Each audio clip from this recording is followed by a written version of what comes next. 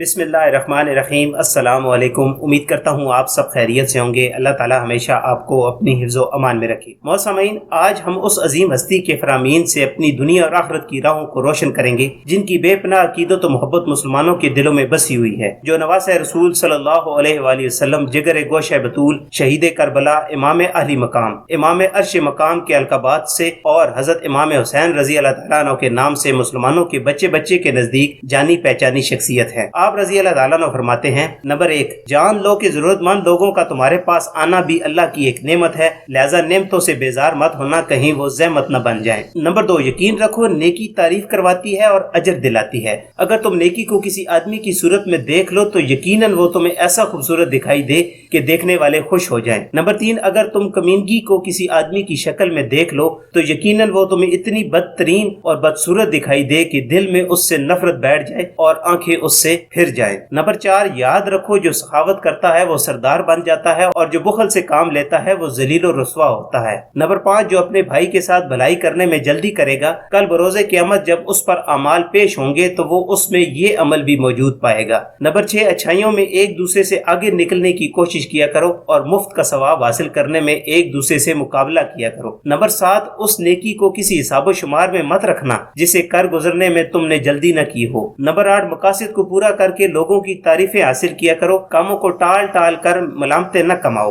Number 9، کسی کے ساتھ کیسی ہی بھلائی کی جائے اگر وہ شکر گزار نہ بھی ہو تو اللہ پاک اس کی طرف سے بدلہ عطا فرمائے گا، بے شک وہ عطا کرنے اور بدلہ دینے میں عظیم ہے۔ نمبر 10، لوگوں میں بڑا سخی وہ ہے جو ایسے شخص کو نوازے جسے نوازے جانے کی امید ہی نہ رہی ہو۔ نمبر 11، لوگوں میں بہترین معاف کرنے والا وہ ہے جو بدلہ لینے کی قدرت و اختیار کے باوجود معاف کر دے۔ نمبر 12، لوگوں میں زیادہ ملنسار وہ ہے جو ان سے بھی میل جول رکھے جو اس سے تعلق توڑ بیٹھے ہوں۔ نمبر 13، جو لوگ رضائے الہی کی خاطر اپنے بھائی کے ساتھ بھلائی کرے، اللہ پاک اس بھلائی کے بدلے اس وقت اسے کافی ہوگا جب وہ خود ضرورت مند ہوگا اور اس کی ان دنیاوی آزمائشوں کو ختم فرما دے گا جو اس سے بھی بڑی ہوں گی جو اس کے بھائی پر آئی تھیں۔ اللہ تعالی ہمیں ان نصیحتوں پر عمل کرنے کی توفیق عطا فرمائے، آمین۔ آج کی ویڈیو آپ کو پسند آئی ہے تو اس کو لائک کریں اور دوسروں کے ساتھ شیئر کریں، اور ایسی ویڈیوز کے لیے ہمارے چینل کو سبسکرائب کریں۔ ملتے ہیں نیکسٹ ویڈیو میں، تب تک کے لیے اپنا اور اپنے ارد گرد کے لوگوں کا بہت سارا خیال رکھیں۔